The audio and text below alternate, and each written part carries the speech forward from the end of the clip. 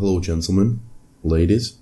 Before we start, this guide is aimed at tanks, and if you're after a DPS point of view or anything, please go to a different video. There's lots out there. Thanks for viewing my channel. So let's begin. We are looking at Socrethar the Eternal fight today, and may I say, it's an alright fight. There's nothing too hard about it. It's all about ad control. So as the main tank, you need to know how to control the construct in phase 2. As for the off tank, you've got a bit of a boring job where you're just going to tank the boss and pick up one ad, and that's pretty much all you do in phase 2. So let's talk about the pre-pull and what you need to do. So first things first, you need to designate a section of the room for the smashes to be taken. This only happens in phase 1, doesn't really matter in phase 2. Next, you need to also decide which tank is going to be taking the construct. This is very important as the construct is a large part of the fight. It does incredible damage and it also CCs and slows the ads. So let's go into more depth about phase 1. So in phase 1, as I said, you want to predetermine who's going to be in the debuff. You need one tank and then 2 other players, so it can be a 2 DPS, a healer DPS, but normally you just want 2 melee and you rotate them. You want 2 groups to do this. As a tank, you can take 2 to 3 stacks, but on normal I could get to about 6 or 7 without it really taking me below 50% health. Heroic, probably 4 before you really want to be doing a tank switch. So once you've got the construct down to 0% health, we're going to be entering phase 2. The boss will leave the construct and then you can get into it. So the first thing you're going to notice when getting into the construct is you get 4 new action buttons. One's going to be your main attacking ability. Number 2 is a range cannon barrage. Number 3 is a CC, and number 4 is a fire line trail. And each one's used in a different way. So your number 1 is going to be used on the main boss and anything around the main boss. So you're going to be cleaving off him, keeping the debuff up on him. It stacks to a maximum of 5 times, increasing damage done to the boss by 100% each stack. Hotkey 2 is your ranged attack. It's just like a little AoE barrage thing. It's lower on your priority list of things to do.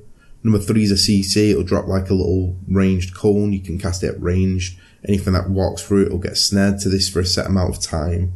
And number 4 is the most important ability. We'll go into a bit of detail about this, but pretty much from your position to position you point to, you're going to leave a fire trail. It does a lot of ticking damage on anything that's in it, including raid members. Make sure that none of your raid get in this, or you don't put it on your raid, or you'll probably wipe them. So where we're going to use these abilities. Like I said, number 1's main target is the boss. It does a lot of damage on heroic, upwards from 150k to around 200k if you do it right.